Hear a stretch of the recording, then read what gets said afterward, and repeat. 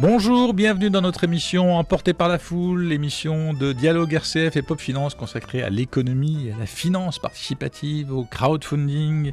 Nous retrouvons Patrick Lecamus de Pop Finance pour parler du prêt en financement participatif et de l'harmonisation des critères que les plateformes se donnent pour... Oui. C'est un marché naissant et où tout le monde raconte un peu l'histoire qu'il a envie de raconter.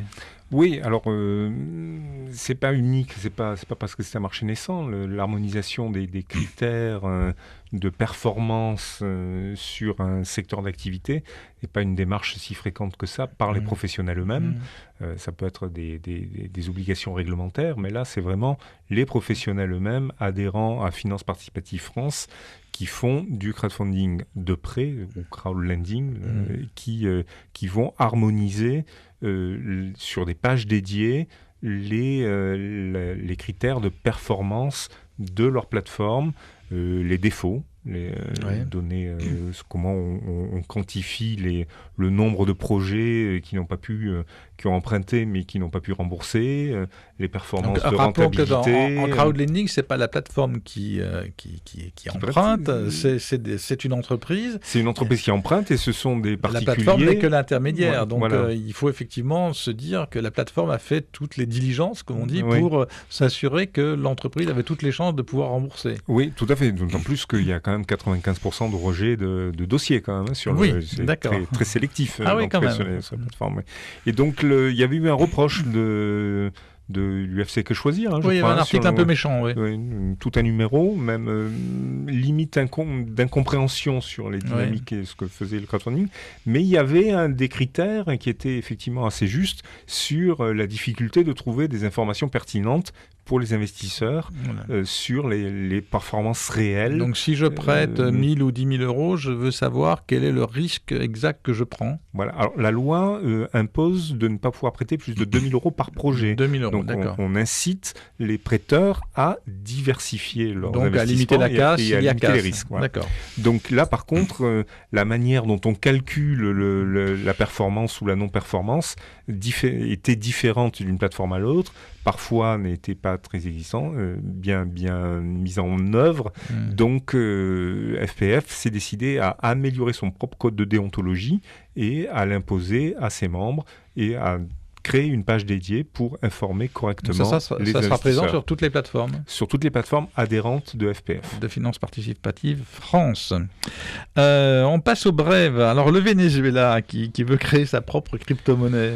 Le Venezuela continue sa volonté d'indépendance à l'égard des États-Unis d'Amérique et aussi faire face à des difficultés liées à la baisse de sa principale source de revenus qui est le pétrole. Baisse du cours du pétrole. Donc le Venezuela a décidé de créer en plus de sa monnaie nationale une crypto-monnaie. Qui subit une inflation redoutable. Voilà. Est-ce que la crypto-monnaie suivra le rythme de l'inflation? Alors la crypto-monnaie, les crypto-monnaies actuelles aujourd'hui, et pas que le Bitcoin, connaissent des fortes variations journalières avec des prises de bénéfices très rapides. Donc ça spécule pas mal et beaucoup disent qu'il s'agit d'une bulle qui va exploser. Bien, on suivra ça avec intérêt en 2018 et on passe à une structure donc régionale maintenant qui est sur le crowdlending et le crowd equity, c'est-à-dire le prêt et le capital. L'investissement qui s'appelait 1000 Impact. Et qui a été créé par des étudiants de Cage Business School. Cage, c'est notre école de commerce. C'est l'école de commerce à l'ancienne, de pour Marseille, le dire à l'ancienne. Subdoco Marseille, voilà. Et qui ont créé cette plateforme, et qui est une plateforme très intéressante parce que ils ont la volonté de soutenir tous les projets de l'économie sociale et solidaire et les projets de développement durable. Donc ils ne reçoivent que ce type de projet et ils les soutiennent à fond pour qu'ils puissent réussir leur campagne. Et ils ont décidé que 1000 Impact, c'était pas très très vendeur comme nom, et ils ont adopté un nom beaucoup plus simple, donc qui est LITA, donc LITA, tout simple, LITA.fr. Donc qui est effectivement beaucoup plus simple, qui cherche pas un jeu de mots entre 1001 et Impact. Donc voilà, c'est la simplification du nom pour une plateforme qui a une très jolie démarche et que nous aimons bien. Et nous recevons Bruno Manuel qui est photographe, et si vous avez choisi comme musique d'introduction les fenêtres, c'est pas tout à fait un hasard. Ah, les fenêtres et la photo, c'est une grande histoire d'amour. Voilà. Nicet Niepce La peinture aussi, les fenêtres et la bien peinture. sûr, toujours le cadre. Voilà. Niepce a inventé la photo. La première photo, c'était de sa fenêtre. Et depuis, les photographes, nous regardons depuis les fenêtres, toujours. Et donc le projet que vous portez, c'est justement un projet qui se fait depuis les fenêtres, depuis l'intérieur des maisons. Alors c'est un projet qui se fait depuis les fenêtres, effectivement, depuis la fenêtre des Marseillais. L'idée, c'est d'être à la fois à l'intérieur et à l'extérieur, d'être dans cette zone de transition, c'est-à-dire qu'on a à la fois dedans, on devine un peu l'intérieur des habitations de façon très discrète, et on voit ce que les habitants voient de la ville depuis chez eux. C'est une façon de voir la ville à travers chaque habitant, que ce soit des habitants connus, pas connus, dans des endroits surprenants ou des endroits évidents. Toute la ville essaie d'être... J'ai de montrer toute la ville. On a beaucoup de livres, parce qu'il y a 10 ou 15 ans, il y avait une pauvreté de l'image sur Marseille incroyable. C'est-à-dire que les photographes s'y étaient pas intéressés, on considérait que c'était une ville qui n'était pas photogénique. Et puis après, il y a un certain nombre de photographes qui ont su la mettre en valeur, et mettre en valeur ses lumières, notamment les lumières d'hiver, par exemple. Et vous allez... Donc il y a beaucoup de photographes qui l'ont photographié, donc on a des images maintenant et des livres. Et là, vous trouvez un angle particulier qui consiste à aller chez les gens pour photographier la ville. Voilà, c'est pour partager leur point de vue avec mon œil de photographe. Voilà, c'est leur point de vue, mais c'est votre œil de photographe. Systématiquement, oui, ça reste un travail artistique. Donc c'est peut-être pas tout à fait ce qu'ils voient. C'est en tout cas le fruit de discussions. Quand j'arrive chez les gens, je leur demande quelle est la fenêtre, quel est l'angle, qu'est-ce qu'ils voient de leur fenêtre. Et moi, je m'attache à le montrer. Et quand vous leur produisez votre photo, est-ce qu'ils ont étonné, ils s'y reconnaissent ou ils se disent « Ah tiens, je ne l'avais pas vu comme ça ?» Alors, les quelques-uns qui les ont vus, parce que pas tout le monde a vu les photos pour l'instant, les quelques-uns qui les ont vus pour l'instant ont fait de bons retours. Oui, moi je suis plutôt satisfait. Oui. Voilà. Donc à partir de cet angle particulier qui est intéressant, vous allez sortir un livre que vous mettez, vous appelez au soutien. Vous avez besoin de 10 000 € pour le financer. Vous êtes soutenu par Provence Booster. Le livre, c'est l'assemblage, ce parcours, cette promenade dans Marseille qui est une promenade de l'intérieur finalement. C'est une mosaïque de la ville. Voilà, je reconstitue une mosaïque de tous ces petits points de vue. Et à la fois, on va redécouvrir la ville par les endroits, par un angle nouveau, c'est-à-dire qu'on va voir des endroits qu'on connaît très bien, mais on va les voir autrement. Notre-Dame de la Garde. Notre-Dame de la Garde, on va la voir à travers l'œil de Notre-Dame, donc depuis la statue, depuis tout en haut. Et ça, c'est magnifique. Effectivement, on voit un œil. On a l'impression qu'il est de l'extérieur, mais c'est l'intérieur. On est à l'intérieur et elle nous regarde. Elle nous regarde, c'est hallucinant. Voilà. Et puis vous avez parcouru des intérieurs d'un certain nombre de personnalités, un certain nombre qui nous sont chers. Monseigneur Pontier, on va commencer par lui, surtout Seigneur tout honneur.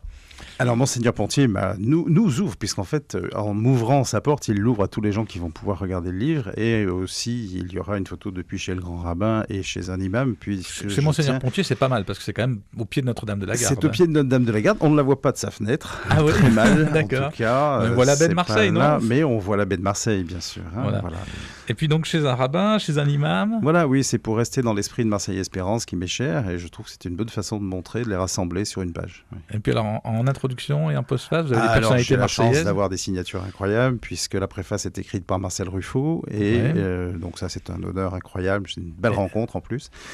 Et puis la postface est écrite par Serge Scotto, qui est un écrivain marseillais truculent, incroyable, qui est un ami, et je tenais beaucoup. Il suit le projet depuis le départ et il y est très attaché, et je suis très très heureux qu'il accepte. Marcel Ruffo, il a trouvé des éléments entre son approche de psychologue, de psychothérapeute et l'image ? Eh bien oui, parce qu'il y a cette notion d'intérieur-extérieur qui est intéressante, qui l'a beaucoup touché. C'est le fait d'être on est à la fois dedans et dehors sur toutes les photos. On n'est pas systématiquement sur l'extérieur. Et puis le fait de l'ouverture et ce regard qui est à la fois, plein de petites pièces qui reconstituent un ensemble. Ça, c'est une chose qui l'a touché. Oui. Ouais. Qu'est-ce que vous avez découvert que vous ne connaissiez pas de Marseille à travers ces visites ? Les Marseillais. Ah oui. Ah, c'est surprenant. Mais on est Marseillais, on les voit pas parce que on les voit pas, on voit très peu d'eux, et c'est un peu surprenant, mais c'est étonnant. L'accueil fantastique. Quand on leur dit on veut photographier votre ville, ils ouvrent la porte. À 7h du matin, en slip si nécessaire. C'est surprenant. Oui. Les gens ont adhéré au projet, étaient très fiers de montrer la ville depuis chez eux, sont très contents qu'on s'y intéresse. Mais au-delà de ça, j'ai découvert aussi, d'un point de vue plus photographique, des lumières toujours étonnantes. toujours belle. Beaucoup de lumière variée, et quel que soit le temps, quelle que soit la saison, parce que ça a duré 5 ans, donc j'ai quand même eu le temps de voir la ville quasiment sur toutes les périodes. Il y a toujours de très très belles lumières dans cette ville, et c'est vraiment ce qui fait, c'est le plaisir du photographe. Et des belles couleurs. Donc le livre, vous pouvez souscrire sur Provence Booster, vous avez des contreparties, le livre, des cartes postales, la possibilité, même si vous donnez beaucoup, de faire un reportage avec vous, de vous accompagner. Voilà, il y a des contreparties un petit peu originales, oui, je propose d'accompagner le souscripteur avec moi, enfin de l'accompagner en ville pour découvrir un quartier, et puis apprendre une façon de photographier par exemple, ou aussi faire une photo depuis chez lui, qu'il ait une photo comme dans le livre, mais qui sera le seul à avoir. Chez lui. Voilà, donc vous pouvez retrouver toutes les informations sur la page Facebook d'Emporté par la foule. On remercie Corentin Aubry qui assure le son, Guillaume Baudouin qui assure l'image, et Romain Sestari qui a préparé cette émission. Vous pouvez réécouter l'émission sur rcf.fr, toutes les informations sur Emporté par la foule. On vous donne rendez-vous la semaine prochaine. À bientôt.